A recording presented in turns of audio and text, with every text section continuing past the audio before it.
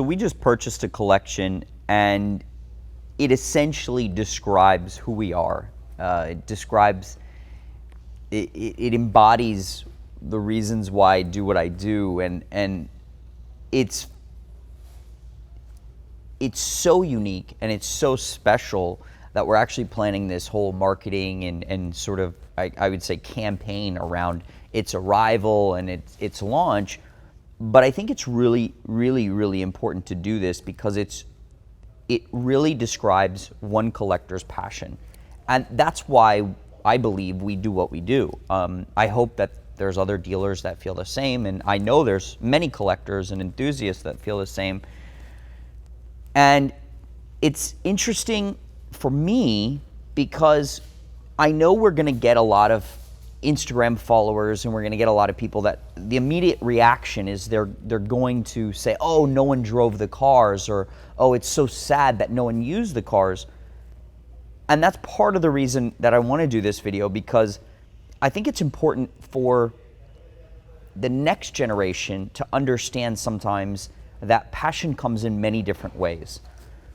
If you asked me many years ago why I started Curated, you know, there was a huge sense of, you know, this altruistic nature that we need to preserve for the next generation. Now, listen, we're not saving lives. You know, I'm not impacting the global community on a level of, you know, helping with climate change or anything like that.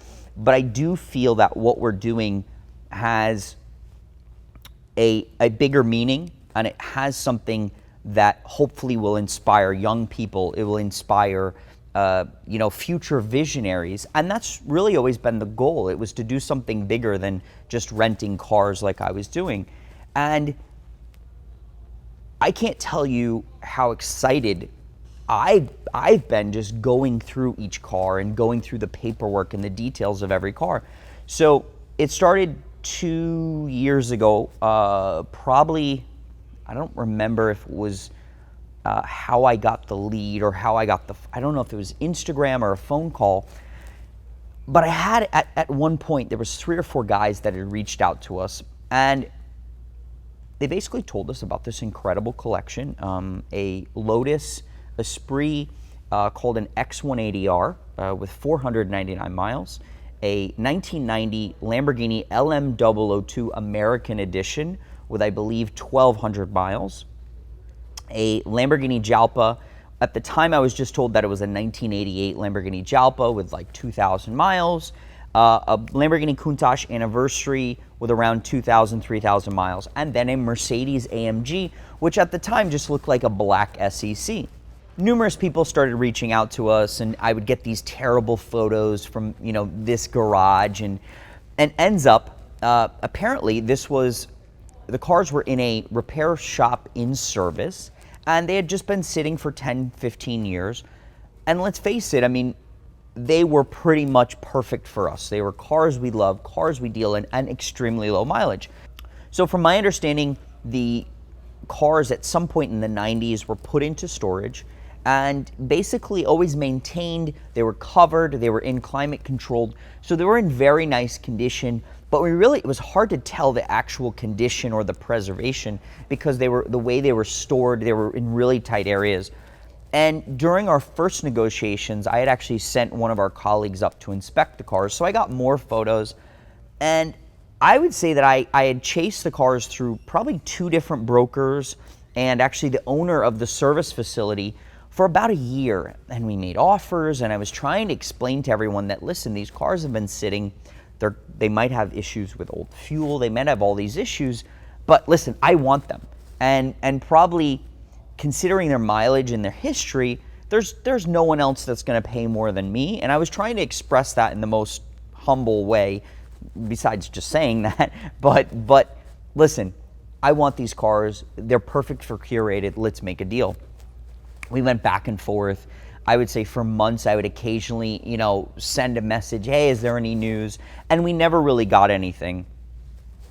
And over the past 2 years, I'd even get a random call, you know, a Porsche dealer or a Ferrari dealer would say, hey, do you know about these cars? I'd say, yes, I've been trying to buy them.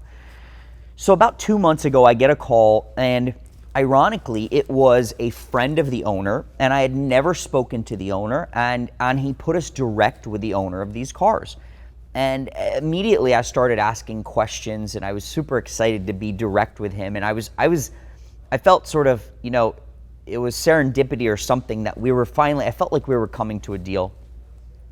And right away he starts emailing me back, and he starts telling me the story of these cars. So apparently, this collector in the 80s, you could call his family having some life liquidity event, so a cash liquidity event where they had sold a company for a lot of money, and he had the ability to start buying these cars. And he went out, and one of the dealers that he bought the cars from was the Sports Car Exchange. So they were a well-known Lamborghini and Ferrari dealer in Michigan. If you look at some of the paperwork, the Lamborghinis came through the distributor, who was Joe Nastasi, to the Sports Car Exchange. And then what was most remarkable about my conversation with him was that he immediately recalled his story of ordering the AMG. Now, I didn't know the entire story around this AMG. I thought it was just a black SEC. But what it actually was probably not just a low mileage black SEC that had been converted to an AMG body kit, but potentially one of the best preserved and most documented cars of the period. Prior to AMG merging with Mercedes-Benz, AMG basically had distributors that would install the engines, the body kits, and the parts. Now, let's face it, the guys buying these cars in period, they were, potentially drug lords, celebrities, rock stars. You know, they weren't the guys that were keeping paperwork, or they weren't the first owner. You know, there's numerous ball players that own cars, and within the first or second year of their lives, they sold the cars. The cars ended up, crashed. They ended up with high mileage. They ended up in pieces many times.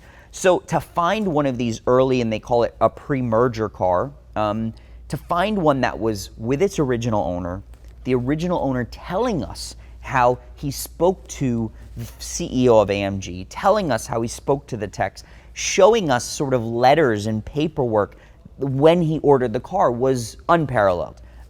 We spoke to a few other AMG experts, and their mind was completely blown, because finding an original AMG car like this, I don't think anyone has discovered anything remotely as preserved as this example. Now, this car has the 6.0 4-valve engine, the suspension, the limited slip diff, a few upgrades in the interior, the sound system, the AMG badge, the full body kit.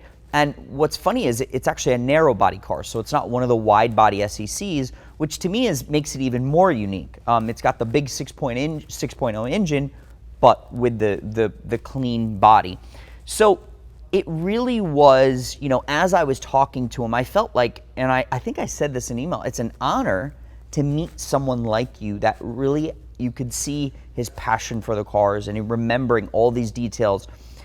I learned that when he ordered the Jalpa, he ordered it with these one-off white wheels, matching white piping from the factory, and it was actually the last Jalpa to come into North America. So each car had a story, each car had special details, and I fell in love with it. I mean, I think finding an original owner that's willing to talk to you, that's willing to provide you with every receipt and everything, it's unheard of. And then finding someone that's preserved them in a way where, they haven't been sitting outside in the rain. They're not sitting in a barn. No, they're in a storage facility, climate controlled and covered. Unheard of. Now, yes, a lot of people could say, oh, it's so sad he never drove the cars, or it's so sad they're low miles. But I'll argue that. And I think that this gentleman, you could see his passion for these cars, and you could see that he truly loved them. He wouldn't have kept the original communication with Richard Buxbaum from AMG if he didn't. So we ended up making a deal, and I can't begin to tell you how exciting it was for me knowing these cars were coming, and I had never seen them in person. And I really was just told that, don't worry, the cars are preserved and everything's together. And once the cars finally arrived, I think I spent a day just going through glove boxes and the original owner's manuals, and legitimately, this collector did not throw away a thing. we're talking if a center cap ever fell off, he kept it. The original plastic covers that go on the seats of the LM002 from the delivery at the factory were in one of the storage compartments. So, he kept the original, for the Lamborghini, they had these keychains that there's beautiful blue enamel keychain. He kept the wrapper. So these cars came as sort of a time capsule of a period. And that's actually the way we will be, probably advertising the cars as a 1980s time capsule collection. And as we go through the cars, you just see, you still smell the leather, the way it smelt. I remember it as a kid of how an LM002 is supposed to smell or a Countach is supposed to smell. So you can see that there was no mold. It's not like they were left, unforgotten. And I think with the exception of the Countach, all of the cars were still wearing their original tires. So when you go through cars like this, I think you have to see this as an opportunity. And you have to see it as an opportunity for the next generation and future generations to understand preservation. One day what's going to happen is we're going to have to restore these cars, or people are going to be restoring, Jalpas, or they're going to be restoring Lotus examples or AMG examples, and they're not going to know what color was this bolt, or what color was, what was the zinc color of whatever, the brake booster. So to me, this collection is a responsibility. It's a responsibility that we have to take upon ourselves. Again, I laugh. It's not like we're saving lives at Curated, but you do have to feel some sort of an obligation to the passion, to the original owner. You have to feel some sense of responsibility for the future, to document these things the right way, and then to understand exactly their importance.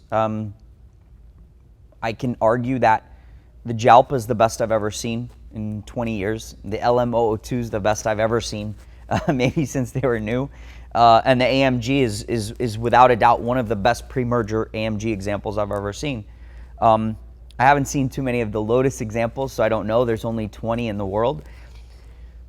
But I think this was important for me to share because this is sort of a momentous occasion where we have to do the right thing, and we have to photograph things, and we have to, really properly service the cars, because this is something we may never find again.